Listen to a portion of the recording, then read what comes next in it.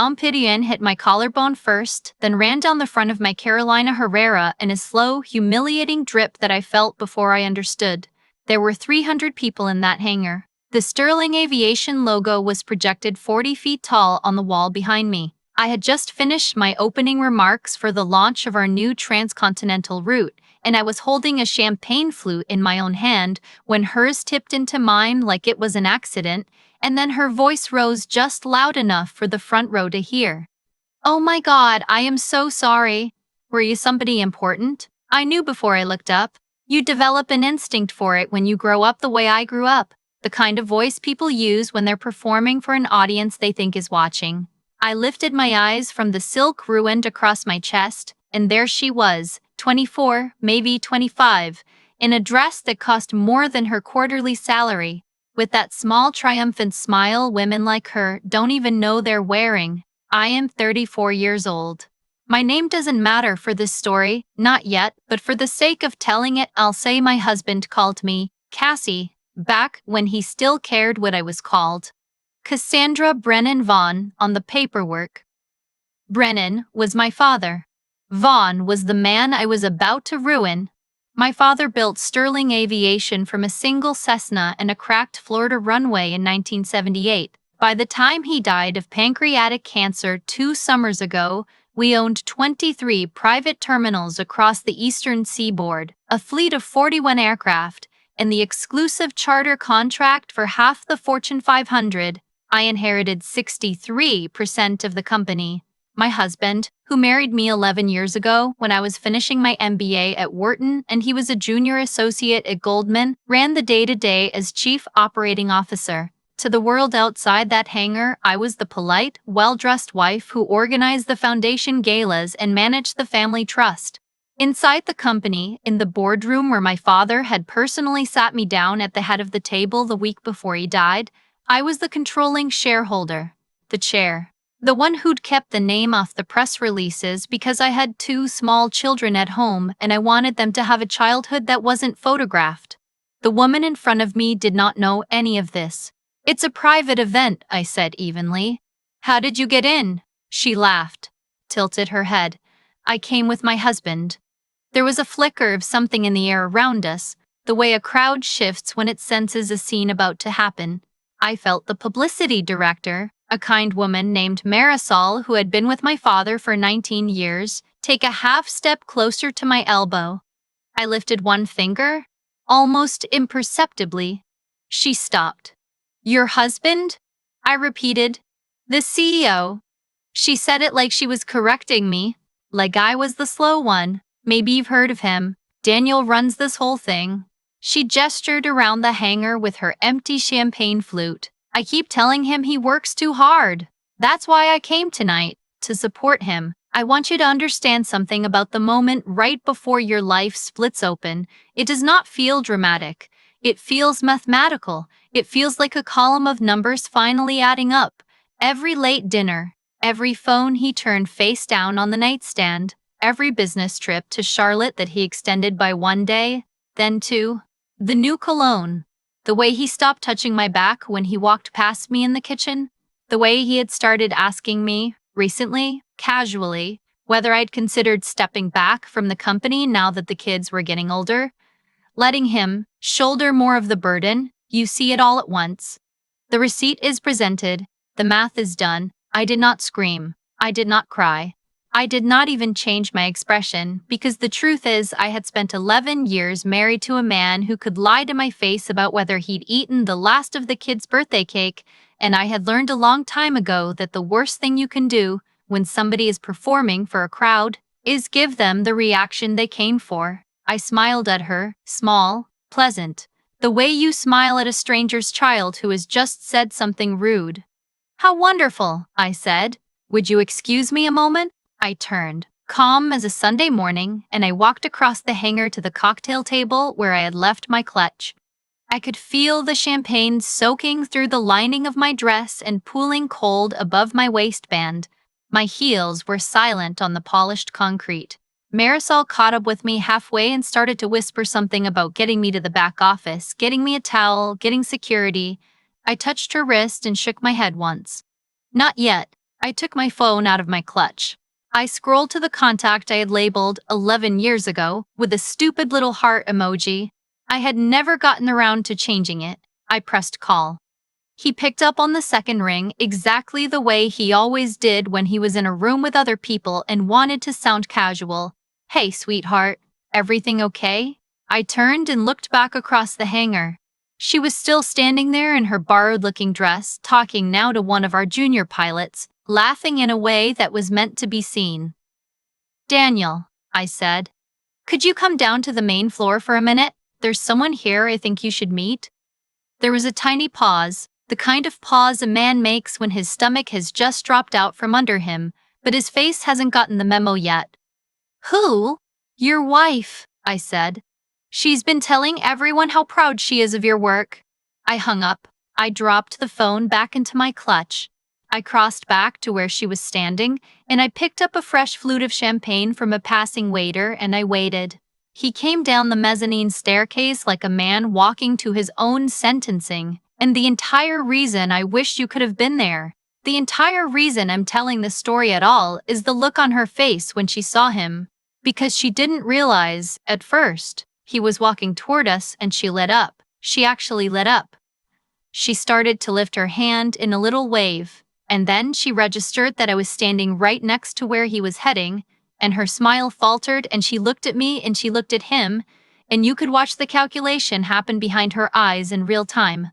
The way somebody adds up a column of numbers and gets a sum they refuse to accept. He stopped 3 feet from us. His tie was crooked. There was a sheen on his upper lip that I had never seen in 11 years of marriage.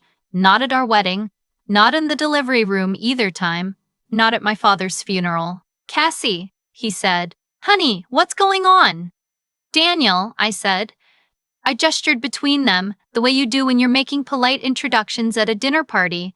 "Your wife was just telling me about your work." The hangar had gotten quiet without me noticing. 300 people pretending not to listen. "This is my colleague," he said, too fast, too loud. "This is Madison, from the Charlotte office. She's our new liaison for the Southeast accounts." Madison, Charlotte, 2 cities of his. I would never quite trust again. She made a sound. A small, wounded animal sound. "Daniel, what are you, honey?" he said to me, ignoring her completely now, putting his hand on my arm, lowering his voice to that murmur he used when he wanted me to behave. "Whatever she said, it's not what you think. I can explain." I looked down at his hand on my arm. I looked at the wet, ruined silk under his fingers. I looked back up at his face. He looked like a man whose entire body had become a question mark. "Take your hand off me," I said. Pleasantly. "We're in public." He took his hand off me. "Madison," I said, "I want to be very clear with you about something. I am not Daniel's colleague. I am not anyone's wife. I'm Sterling Aviation. My father built this company and I own the controlling share of it. Daniel works for me. Did he tell you that?" Her mouth was open. She was shaking her head, but it wasn't a no. It was the way you shake your head when your brain has stopped processing input. "I'm going to assume he didn't," I said. "I'm going to assume he told you he was the CEO and that you'd be living in the Whitman house in Midtown once the divorce went through. Am I close?" She didn't answer. She didn't have to. Her face answered for her. I said. "I thought so." I turned back to my husband. "I want you to know that my hand was perfectly steady. I had spent the previous 4 months suspecting and the previous 3 weeks knowing, because I am not stupid and a forensic accountant on retainer is not expensive when you're me, and I had been waiting, frankly, for the right moment. I had not expected the moment to come with a glass of Dom Perignon down the front of my dress. But you take what life gives you and you use it. "You're suspended," I said, "effective immediately. Hand your badge to Marisol on your way out. Security has already been notified. You will not be returning to the office on Monday or any other day. The board meets Tuesday morning, and I will be informing them at that time of the irregularities the audit team flagged in the Charlotte account 2 weeks ago. I assume those irregularities are connected to the apartment, the car, and the jewelry. Are they connected to the apartment, the car, and the jewelry, Daniel?" He had gone the color of skim milk. Cassie, are they? Cassie, please, not here. You picked here, I said. You let her come here. You picked here, I said. You let her come here. To my company. To my father's name on the wall. So we're going to do this here. I turned. I walked toward the staircase. I climbed it slowly, deliberately, in 3-inch heels and a soaked dress, because some moments in your life require you to be photographed. I reached the small podium where I had given my remarks 15 minutes earlier. I tapped the microphone once. The hanger quieted the rest of the way. Ladies and gentlemen, I said, I want to apologize for the interruption to our evening. There's been a small personnel matter. I'll be addressing it Monday morning. In the meantime, please enjoy the rest of the reception. The aircraft is yours to tour. Thank you for being here, and thank you for trusting Sterling with your business for 47 years. I left through the side door. I made it to my car before I cried, and then I cried for about 90 seconds, hard, with my forehead pressed to the steering wheel, and then I wiped my face and I drove myself home to my children. The next 3 months were the worst of my life and also, in a strange way, the clearest. The forensic accountant I had hired in August finished her work by the second week of October. Daniel had been moving money through the Charlotte regional office for almost 2 years. Inflated maintenance contracts, fuel surcharges to a shell vendor he had set up under a name that wasn't quite his, travel reimbursements for trips that never happened or trips that happened but were not the trips he claimed. The total came to roughly $2.4 million, and the apartment in Midtown was in Madison's name, and so was the lease on a Porsche Cayenne, and so was a small Tiffany account with a balance you would not believe. But the part that broke me was the boy. The accountant flabbed a recurring monthly payment of $3,200 to a private daycare in Westchester County. She did not know what to make of it. I asked her to look further.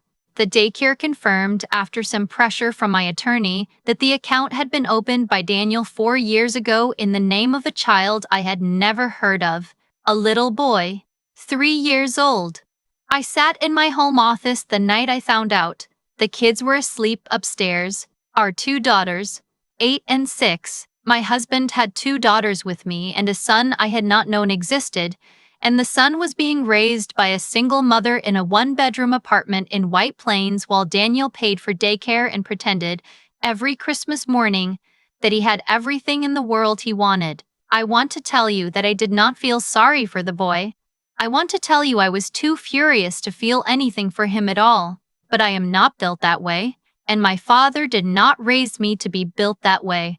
And 3 days later, I drove up to White Plains by myself in an unmarked car, and I sat outside that daycare and I watched a little boy in a blue puffer jacket get walked to the door by a woman who looked exhausted. He was small for his age. He had Daniel's eyebrows. He waved at the woman with his whole arm, the way little kids do, like they don't know yet how to be cool about anything. I drove home and I called my attorney. Madison, as it turned out, was a separate matter entirely. She was not the mother of the boy. She was a marketing rep Daniel had picked up about 14 months ago at a conference in Atlanta, and from what my attorney could reconstruct, she had genuinely believed that Daniel was the founder and CEO of Sterling Aviation. He had told her his wife was a homemaker who didn't understand the business. He had told her the company would be hers with him once he had things sorted out with the prenup. He had shown her photographs of our house in Boca and told her it was his. He had told her about my daughters but described them as from a previous relationship and not particularly as his own. He had been planning, apparently, to leave me by Christmas. He had not been planning, apparently, to leave with $2.4 million of my company's money, but here we were. The mother of the boy, when I finally located her, was a woman named Robin Acosta who had been a flight attendant for a regional carrier before she had the baby. She had thought, for the entire pregnancy and the 3 years afterward, that Daniel was a divorced commercial pilot. She had thought he loved her. She had thought, when he stopped returning her calls last spring, that he had finally moved on, and she had started looking into child support but had not pursued it because Daniel had told her, at some point, that if she made trouble he would make sure she never worked again. I met with Robin in a Panera Bread off the Cross Bronx Expressway on a Tuesday afternoon in November. She cried for the first 10 minutes. I let her. Then I slid a folder across the table to her. "I'm not here to fight with you," I said. "I'm here to tell you that you and your son are entitled to a great deal of money, and I am going to make sure you get it. I have hired you an attorney. Her name is in this folder. She is the best family law attorney in the Tri-State area, and she has already been retained on your behalf. You do not owe me anything. I am not your friend, and I do not need to be. But your son is my daughter's brother, and I will not allow him to grow up the way Daniel was trying to make him grow up." She stared at me. She picked up the folder. She started to thank me, and I held up a hand. "Don't," I said. "You don't owe me thanks. You owe yourself a real life. Take it." I left the Panera. I drove home. I cried again in the parking garage, which was becoming something of a habit, and then I went upstairs and made my daughters macaroni and cheese and helped them with their spelling words, and I did not tell them, that night or for many nights afterward, that the world they thought they lived in was not actually the world. The board meeting on Tuesday morning was the cleanest, fastest meeting I have ever chaired. I presented the audit findings. I presented the forensic accountant's report.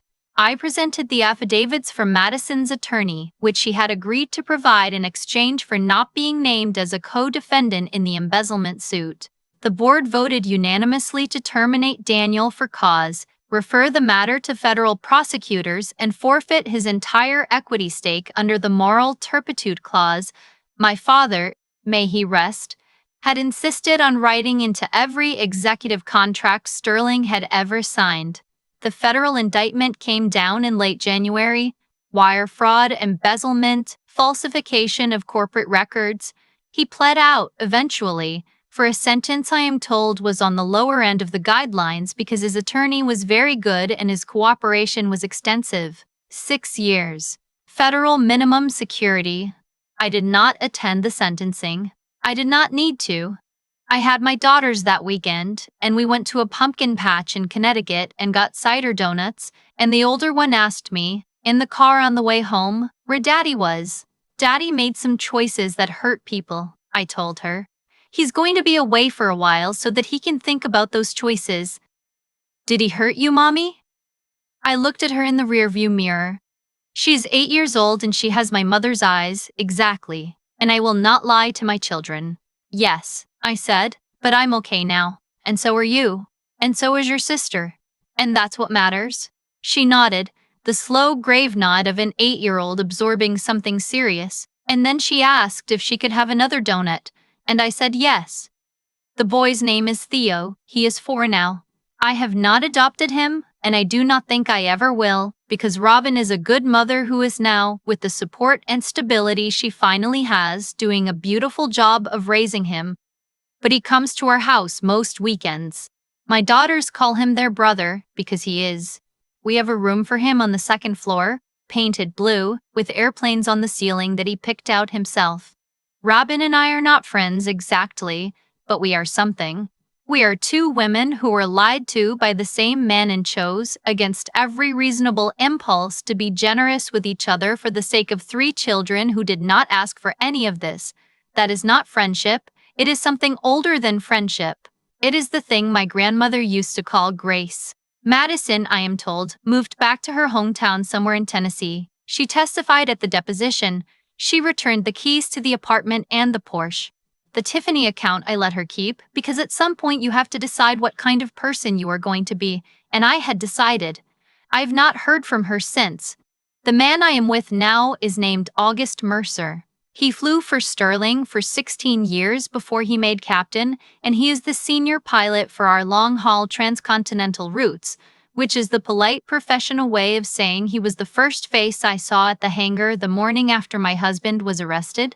When I went into the office at 4 a.m. because I could not sleep and I did not know what else to do, he was checking his pre-flight. He saw me sitting on the bench outside Hangar 3 in a coat over my pajamas, and he sat down next to me without saying anything, and he handed me his coffee and he said, "You hungry? There's a diner on Route 9 that's open." I went to the diner on Route 9 that's open. I went to the diner. I ate pancakes. He listened. He has known me since I was 23 and interning at my father's office in the summers between Wharton terms, and he has, I have since learned, been quietly in love with me since approximately my second week there. He never said a word, not when I got engaged, not when I got married, not at the company Christmas parties year after year while I stood next to a husband who was, it turns out, lying to me about every meaningful thing.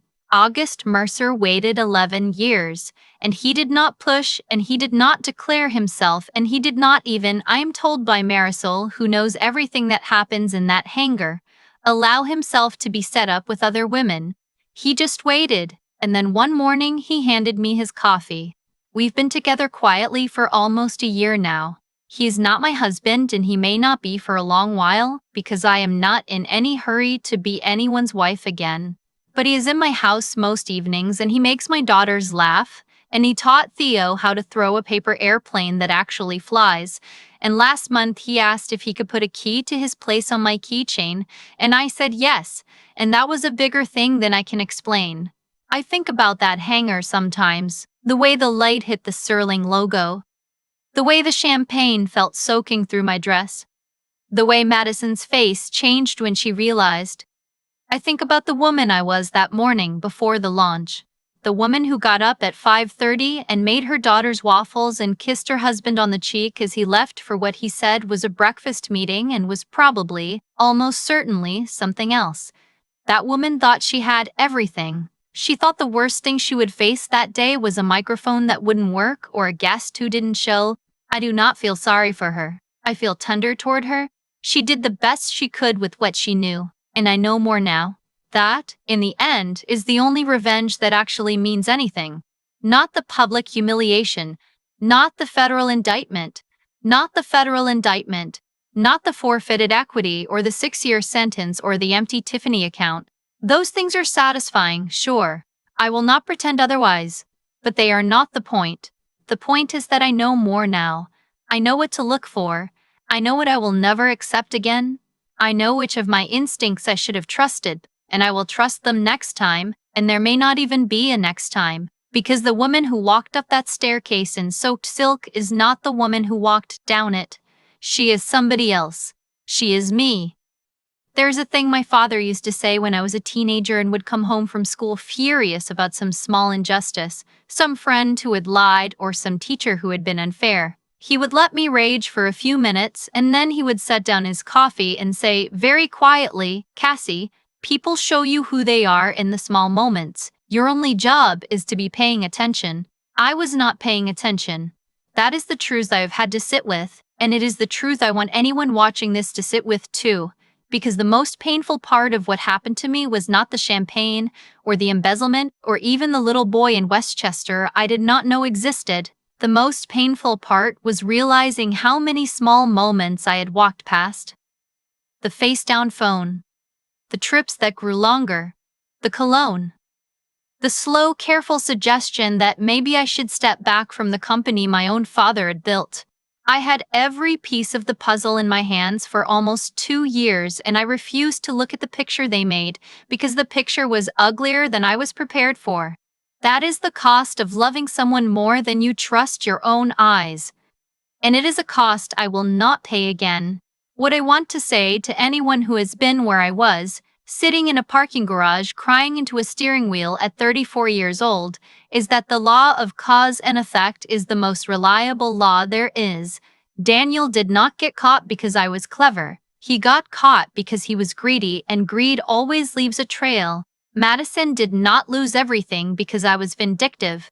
She lost everything because she built her future on a man who was already someone else's husband, and that foundation could not have held. Robin and her son did not find safety because the world is fair. They found it because I chose, in a moment when I could have looked away, to look directly at a 4-year-old child who had done nothing wrong, and ask myself what kind of woman I wanted to be in his story. Character is not what you do when people are watching. It is what you do at 4 in the morning in an empty hangar when you have every right to be cruel and you choose not to be. Strength is not the absence of pain. It is the willingness to keep your hands steady while you do what needs doing. And wisdom, real wisdom, is finally believing what the small moments have been trying to tell you all along. I lost a husband. I gained a son who is not mine but is my daughter's brother. I gained a man who waited 11 years and never once asked me to choose him until I was free to choose anything at all.